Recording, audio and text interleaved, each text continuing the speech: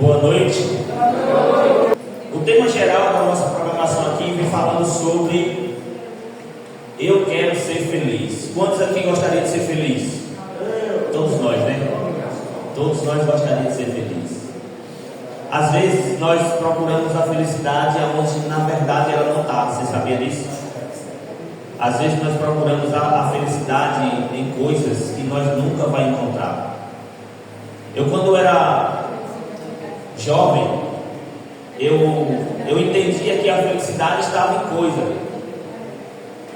E aí eu cheguei até a deixar de estudar para ir trabalhar, porque eu achei que a felicidade estava no dinheiro. Eu comecei a trabalhar e quando eu recebi o meu primeiro pagamento, meu primeiro salário da semana, eu fiquei numa felicidade mesmo. Mãe, ela trabalhava na roça também, e aí ela me levou para trabalhar com ela. E a minha primeira diária que eu trabalhei para receber o meu pagamento, quando eu recebi a semana, eu fiquei numa felicidade imensa. Eu achei que a felicidade estava no dinheiro. Mas eu fui crescendo, e aí, trabalhando, recebendo dinheiro, eu queria ser feliz. E eu entendi que faltava alguma coisa para que eu pudesse ser feliz. E aí eu via as meninas, né? E eu dizia assim, eu tenho que arrumar uma namorada, porque eu quero ser feliz. E aí na minha mente, para eu ser feliz, eu precisava ter uma parceira. E o tempo foi passando, eu consegui uma namorada. E aí o que aconteceu? Eu entendi que a felicidade ainda faltava. Eu percebi que precisava de mais algo para que eu pudesse ser feliz. Aí eu disse assim, eu tenho que casar com essa menina. Para eu ser feliz, eu preciso casar com ela. E depois que eu for casar com ela, aí sim eu vou ser feliz. E aí você sabe o que acontece? Deu certo. Eu casei com a menina. Só que não era a felicidade que eu estava atrás. Faltava alguma coisa. Aí mãe e os meus vizinhos dizem assim, olha, você precisa ter um filho, porque a alegria da casa é o filho. O filho é a felicidade da família. Eu tenho que estar aí. Para eu ser feliz eu tenho que ter um filho. E aí eu conversei com a esposa, a gente se planejou, tivemos filho. Só que faltava algo. Aí eu disse, para eu ser feliz, eu preciso ter agora uma moto. Para quando eu quiser ir para os lugares, a minha esposa, meu filho, a gente tem um veículo para a gente se locomover. E aí lá vai eu trabalhar para adquirir essa moto. Irmãos, eu estou contando essa história para vocês porque eu quero que vocês entendam que a real felicidade não está em coisas que a gente corre atrás. A real felicidade não está em bens materiais. E certo dia uma moça chegou lá em minha casa para me dar estudo bíblico. E aí ela foi uma representante daquilo que hoje eu entendo que realmente é a felicidade. Hoje eu sou feliz. Amém. Não porque eu tenho casa, não porque eu tenho moto, não porque eu tenho carro, não porque eu tenho uma esposa, não porque eu tenho um filho. Hoje eu sou feliz porque aquele que realmente me faz feliz mora comigo. Amém. Aí, independente do que eu sou, independente do que eu tenha, eu vou me sentir feliz. E aí eu entendo que Paulo diz, olha, eu aprendi a viver tanto na bonança como passando por dificuldade, porque hoje eu aprendi a crer naquele que vai me fortalecer.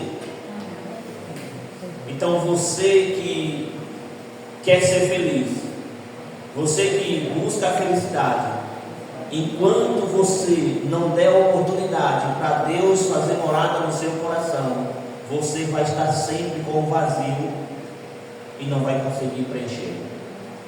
Esse vazio só vai preencher quando você fizer um convite para Deus, fazer morada no seu coração.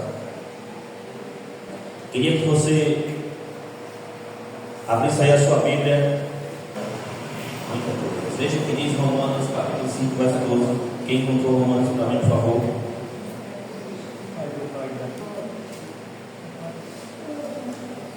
Portanto, como por um só homem entrou o pecado no mundo, e pelo pecado a morte, assim também a morte passou a todos os homens, por isso que todos pecaram. Paulo aos Romanos, ele está dizendo, olha, da mesma forma que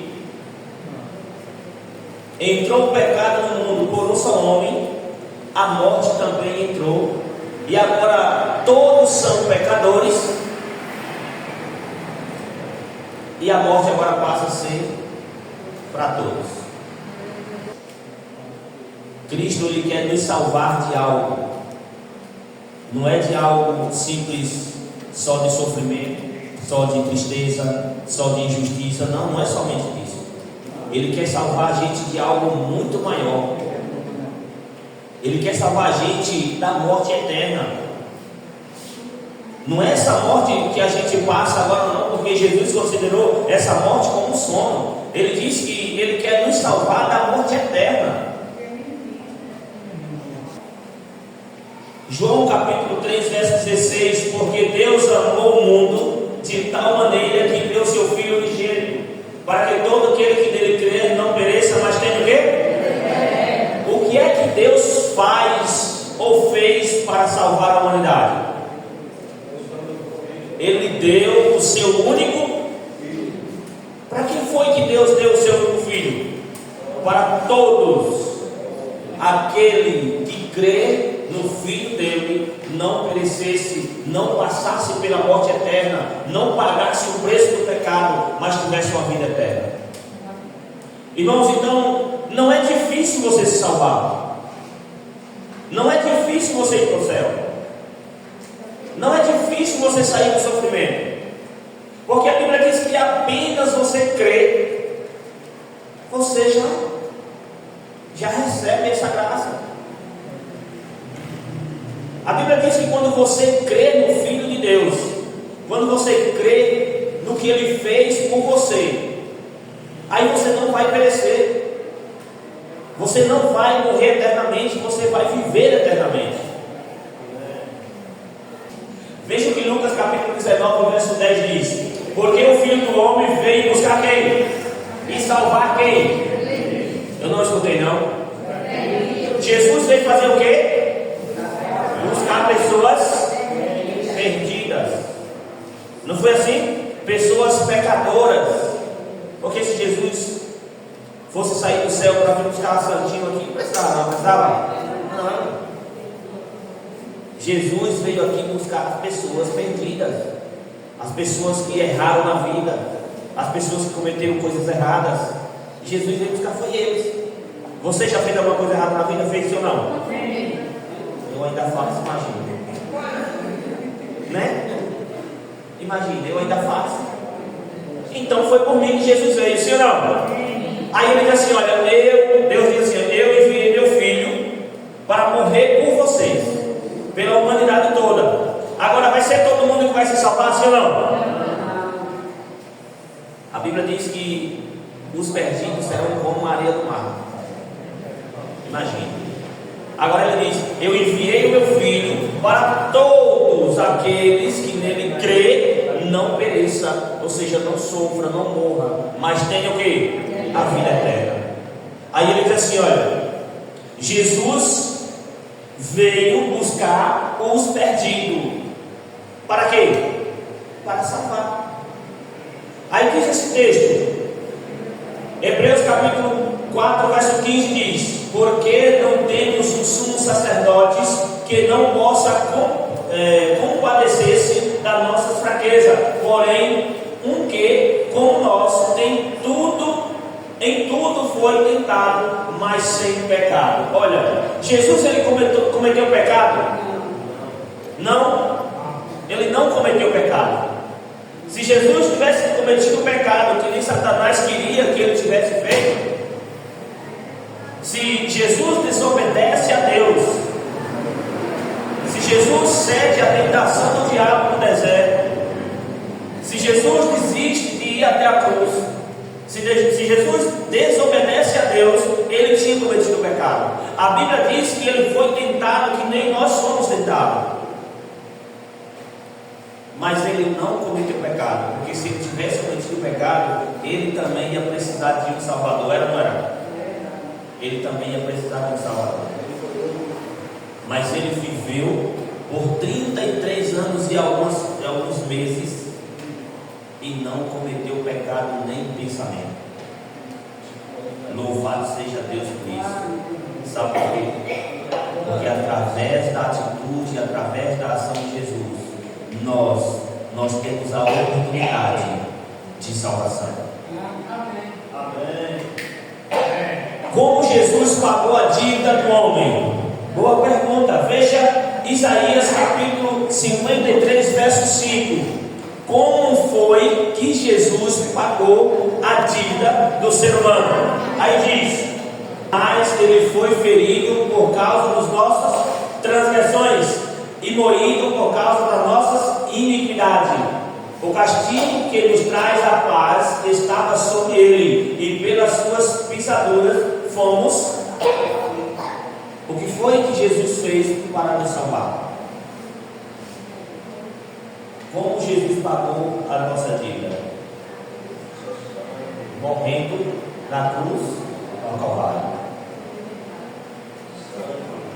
Você sabe o que aconteceu com Jesus na cruz? Você sabe. Você sabe o que Jesus passou na cruz por nossa causa? Você sabe. O texto diz que ele foi moído, ele foi pisado, ele foi esmagado por nossa causa. Aí Isaías diz que a paz que agora nós temos era a paz dele, e o nosso sofrimento passou para ele. Foi uma troca de jugo, uma troca de carga. A sua carga, João, Jesus diz, eu vou levar, e a minha eu vou dar para você. Aí o texto diz: a paz estava sobre Jesus, e Jesus passa para nós, e o castigo que estava para ser em nós, ele pega para ele. Foi dessa forma que Jesus pagou o preço que nós tínhamos. Ele fez uma troca. Ele tinha paz e disse assim: agora eu vou te dar a paz. Agora vocês têm o sofrimento, eu vou pegar o sofrimento de vocês. 1 Coríntios capítulo 15, verso 20 a 22 diz: mas de fato Cristo ressuscitou dentre os mortos e foi feito as primícias dos que dormem. Porque assim como a morte veio por um homem, também a ressurreição dos mortos veio por um homem. Porque assim como todos morrem em Adão, assim também todos serão vivificados em Cristo. Amém? Amém. Agora Jesus diz assim: olha, da mesma forma que por somente um homem veio o pecado e a morte, agora por um só homem também vai vir a salvação e a vida eterna. A desobediência de um homem, a desobediência de Adão, trouxe o pecado e trouxe a morte. Agora, a obediência de um homem trouxe a salvação e a vida eterna. Não tem como eu não ficar maravilhado com um texto desse. Porque se eu não entendo, presta bem atenção aqui, ó, pega essa daqui, ó, fazendo aqueles videozinhos, aqueles cortezinhos dos vídeos, né? Pega essa. Se você não entende porque Adão pecou e agora você tem que pagar, então também não precisa você entender porque Jesus obedeceu e você vai receber a vida. Basta você crer nele. Porque se você crer em Jesus, você não vai perecer. Você vai ter a vida eterna. Veja bem, para a gente finalizar. Marcos capítulo 16, verso 16. Diz aqui: quem crê e for batizado será o quê? Quem não crê será o quê? Eu não ouvi não. Quem crê e for será, e quem não crê será condenado. Você crê? Amém, misericórdia? Você já se batizou? Amém, misericórdia? Louvado seja. Alguns diz amém, outros diz misericórdia, irmão. Deixa eu falar. Deixa eu encontrar aqui um texto aqui rapidinho. Alguns de vocês creem no Senhor Jesus, amém? E foram batizados. Louvado seja Deus. Quantos aqui já foram batizados? Levante a mão. Louvado seja Deus. Outros creem em Jesus. Os que não foram batizados ainda creem em Jesus também, não creem? Louvado seja Deus. Creem em Jesus. Todos nós cremos em Jesus. E Jesus diz o quê? Aquele que crê não perece. Não foi isso? Deus disse: eu enviei o meu filho, o meu único filho, para todos que dele crêem não pereçam, mas tenham vida eterna. Então você crê nele, não crê? Então a promessa de Deus é que você não vai perecer. Amém? Amém. Você não vai perecer. Agora só que preste atenção no que João diz no capítulo 3 em diante. Havia um fariseu chamado Nicodemos, uma autoridade entre os judeus. Ele veio a Jesus à noite e disse: Mestre, sabemos que ensina da parte de Deus, pois ninguém pode realizar os sinais milagrosos que estás fazendo, se Deus não estiver com ele.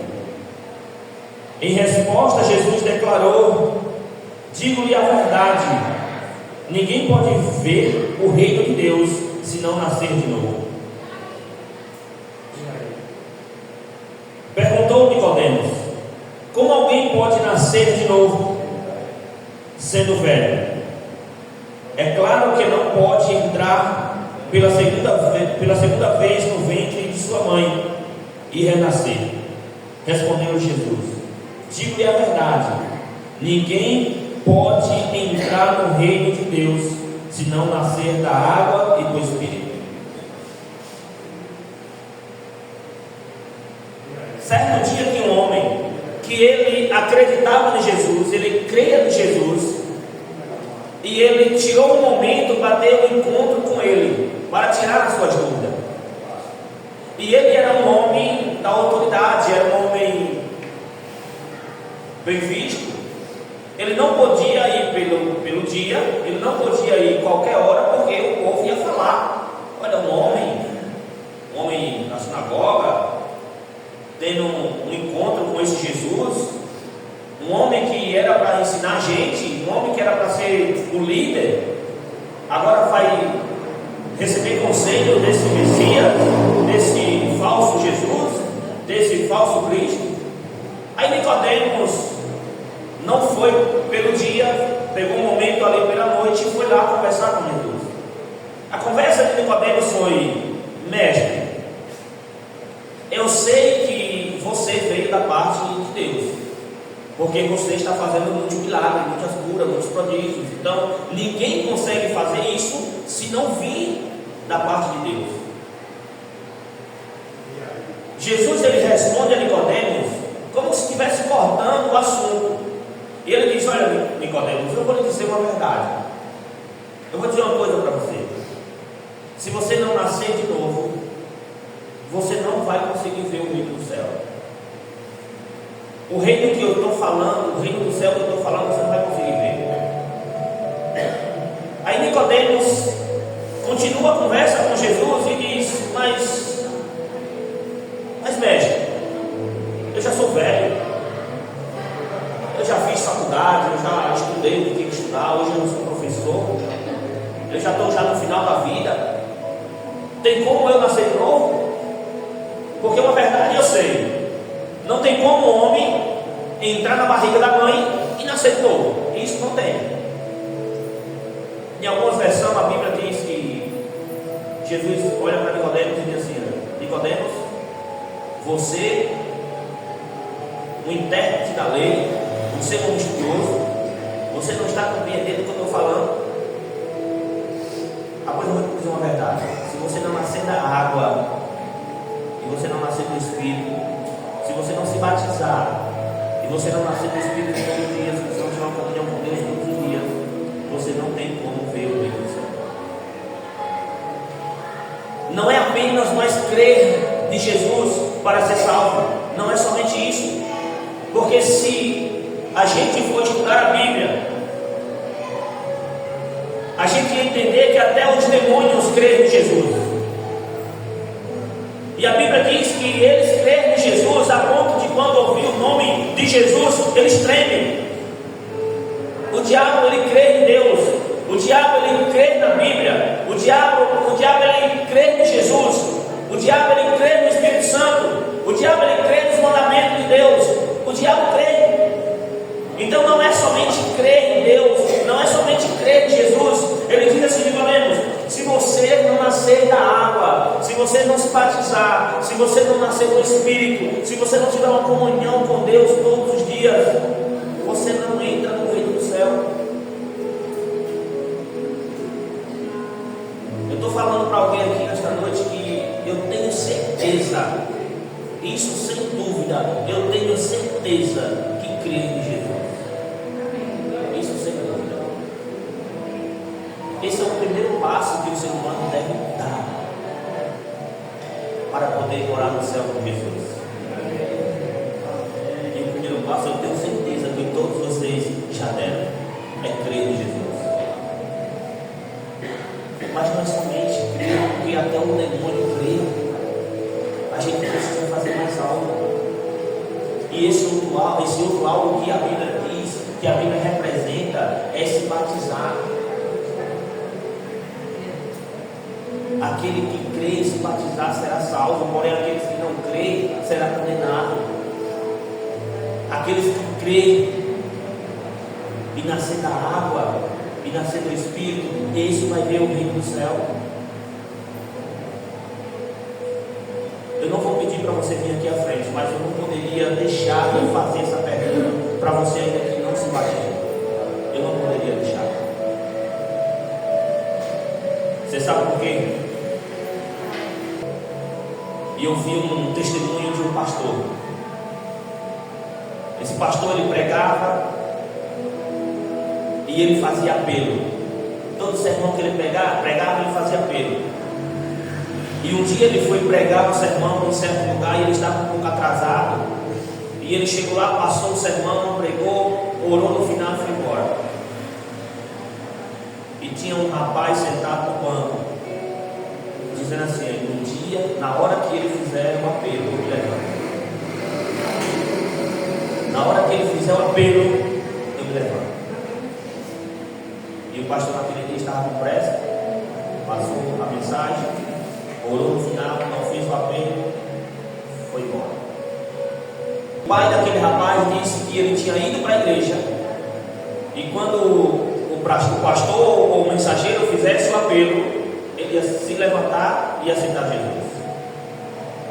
Ele tinha saído de casa dizendo isso: quando fizer o apelo, eu me levanto. E ele foi e fez o apelo dele, pregou e não fez o apelo. Ele disse que quando ouviu isso, ele sentiu uma culpa tão grande por não ter feito o apelo naquela noite. Aí ele disse que a partir daquele dia em diante, ele nunca ia passar uma mensagem sem depois fazer um apelo. E eu quero dizer para você nesta noite: se porventura, quando Jesus voltar, algum de nós aqui, algum de vocês que está nos acompanhando pelas redes sociais, não se salvar, vocês não vão poder dizer que não sabiam. Porque Jesus ele disse Eu enviei o meu filho, o meu único filho, a única coisa preciosa que eu tinha, eu enviei para pagar o preço de vocês. E vocês apenas o que devem fazer é crer nele.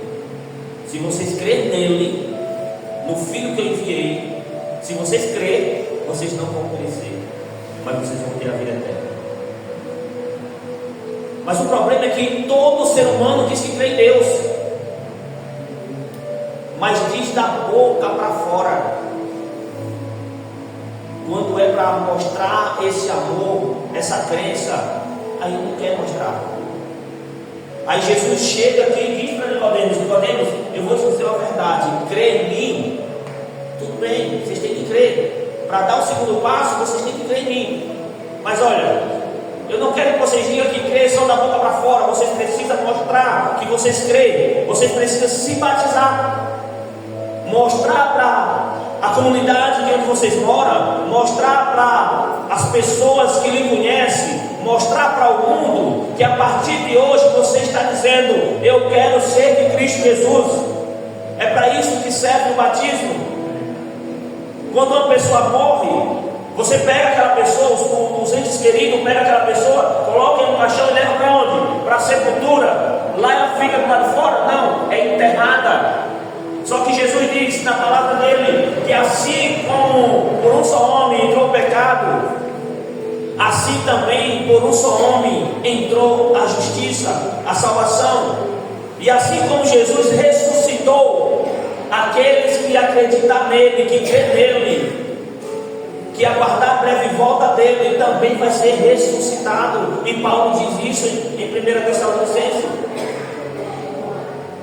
Nós precisamos tomar uma atitude também de descer as águas. Sabe por quê?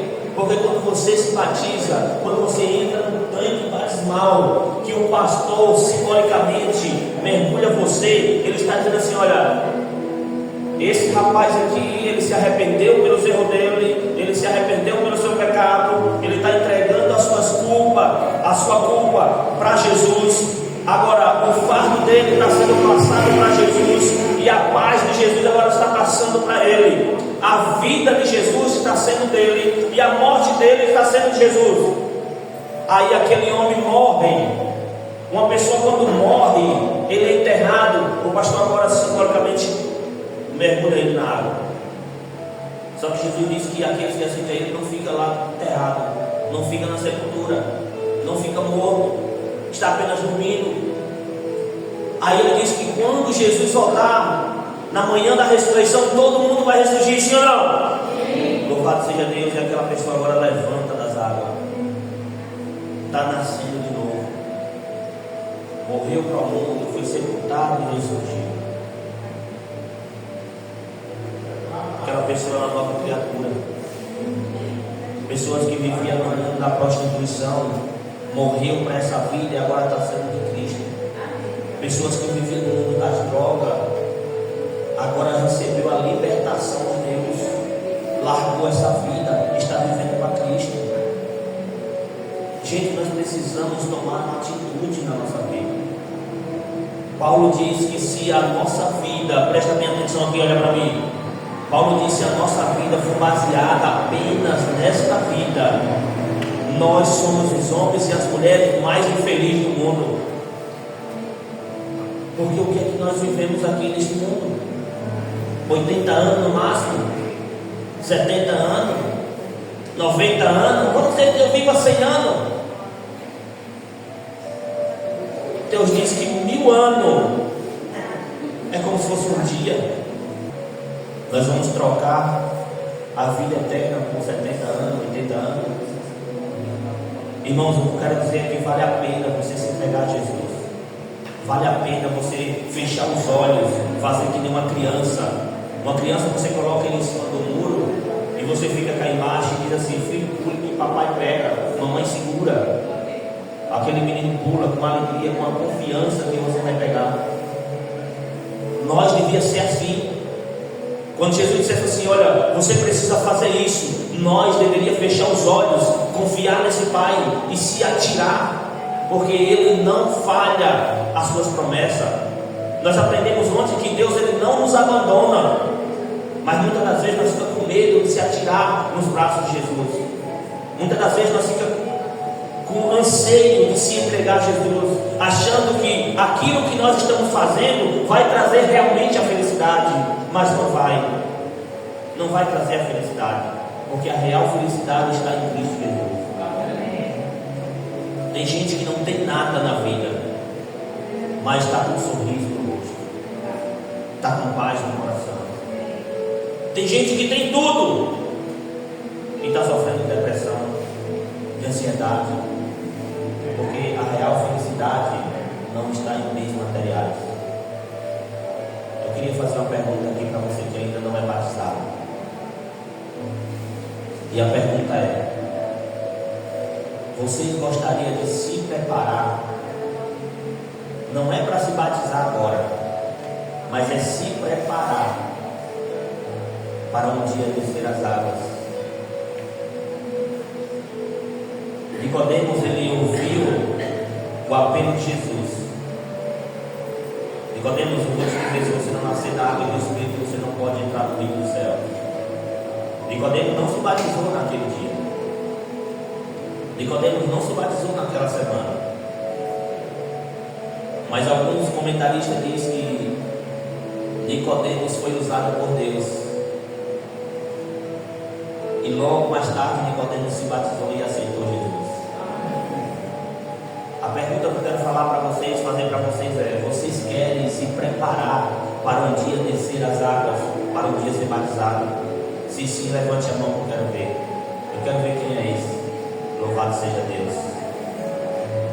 Louvado seja Deus. Eu escuto um amém da igreja. Amém. Eu escuto glória a Deus da igreja.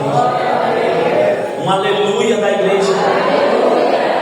Que toda honra e toda glória seja dada somente a Deus. Amém.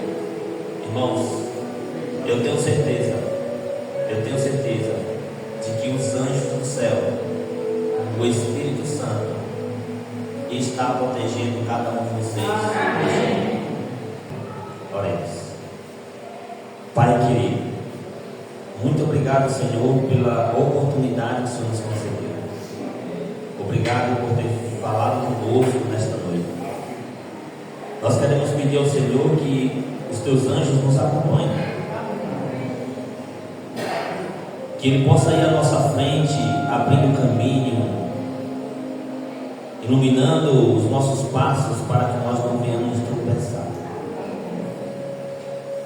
E uma bênção especial na vida de cada um dessas pessoas que deseja se preparar para o batismo.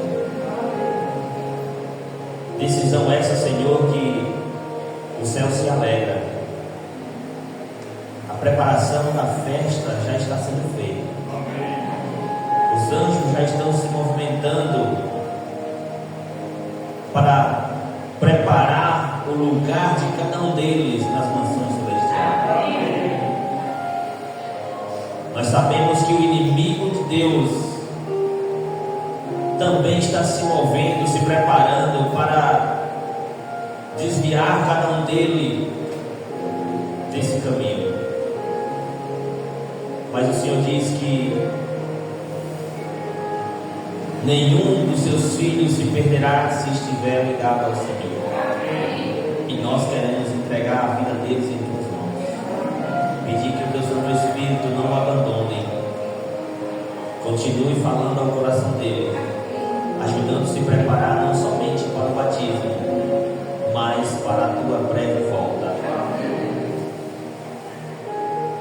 Que cada um que está aqui nesta noite possa ser abençoado pelo Senhor. Cada família, cada filho, cada pai, cada mãe, cada irmão possa receber uma bênção dos altos céus. Que eles possam sair daqui com a porção dobrada do teu Espírito e com o desejo de novamente estar aqui amanhã junto com o Senhor. Pedimos essas